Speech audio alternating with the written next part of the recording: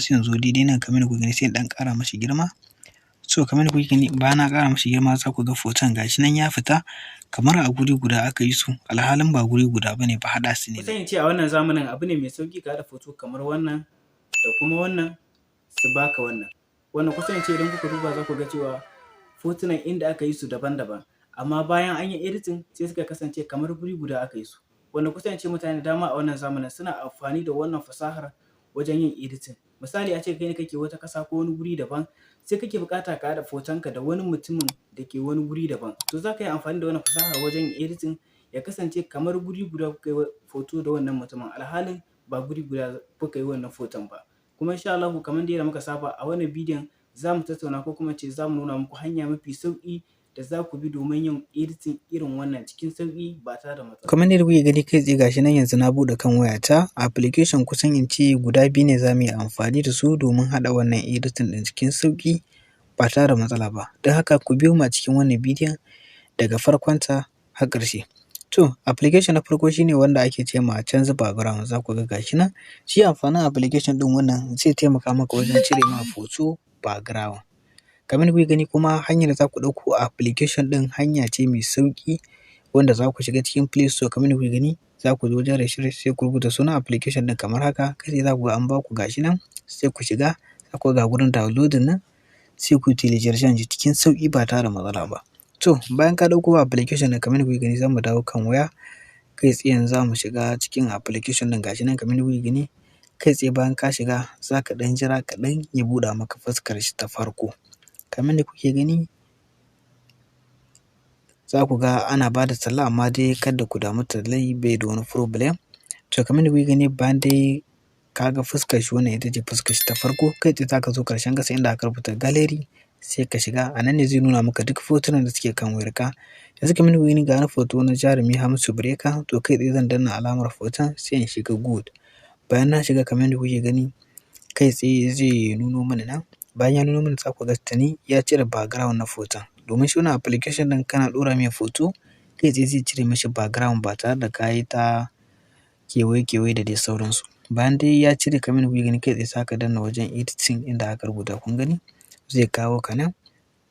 To bayan ya kawo ka nan kamar yadda kuke gani za ku danna nan wajen saving, ma'ana za ku ajiye kan hoton a kan gallery na wayarku.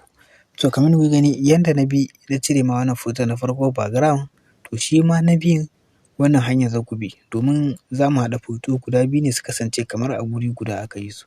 To yanda muka bi muka cire ma wannan hoton background, shi ma na biyun wannan hanyar za ku bi ku cire mashi background. To bayan dai kun cire ma hoton da kuke buƙata, kun cire musu background kamar misali in hoto biyu ne ko uku da dai sauransu kun cire musu background, to sai ku zo ku yi amfani da wannan application ɗin na biyu mai suna KineMaster, kun gane shi? Shi ma za ku iya samun shi a Play Store idan kuka shiga kuka rubuta sunan shi kamar yadda kuke gani kamar haka, za a ba ku application ɗin. To sai ku bayan ya buɗe muku kamar yadda kuke gani shi wannan application ɗin wannan ita ce fuskar shi ta farko, sai ku danna alamar plus sai ku shiga wannan gurin. Bayan kun shiga nan kamar yadda kuke gani kai tsaye sai ku zo ku danna inda aka rubuta background sai ku danna wannan alamar baƙin, bayan kun danna sai ku danna alamar good sai ku danna hoton. Bayan kun danna shi kamar kuke gani sai ku zo daidai nan sai ku zaɓi kalar da kuke buƙata, kun gani ga kaloli dama, to sai ka sanya kalar da kake buƙata sai ka danna daidai wannan gurin don saboda ya full. Bayan ka danna nan kamar kuke za ku danna inda aka rubuta layer sai ku zo nan, to kai tsaye zai kai ku cikin gallery sai ku je ku ɗauko wannan hotunan da kuka cire ma background. Misali ni bari in ɗauko hoton da na cire ma background, kamar da kuke gani ga hoto ɗaya nan na ɗauko sai in ɗan ajiye shi haka, sai in danna alamar good sai in koma wurin ɗazu sai in zo nan sai in ɗauko hoton na biyu misali na barakina kamar da kuke gani ina yake, kamar da kuke gani bari in koma kai tsaye ga hoton barakina kamar da kuke gani kai tsaye sai in danna kun gani, sai in ɗan ƙara mashi girma kun gani, na ɗan ƙara mashi girma kamar da kuke gani. Shi ma na Hamisu Breaker sai in danna shi ma sai in zo daidai nan kamar da kuke gani sai in ɗan ƙara mashi girma. So kamar da kuke gani bayan na ƙara mashi girma za ku ga hoton gashi nan ya fita kamar a guri guda aka yi su, alhalin ba guri guda ba ne ba, haɗa su ne na yi. To bayan ka saita su daidai normal yanda kake buƙata sai ka danna daidai wannan gurin kun gani, kai tsaye bayan ka danna sai ka danna inda aka rubuta capture ɗin nan, kai tsaye bayan ka danna yanzu haka maganar da nake muku ya yi saving akan wayata, ma'ana da ni na yi saving ɗin shi akan gallery. So wannan ita ce hanya mafi sauƙi da za ku bi wajen haɗa fotunan mutum biyu alhalin mutanen ba guri guda suke ba.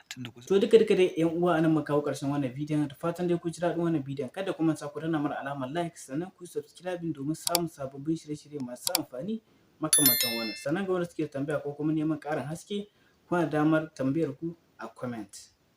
Mun gode.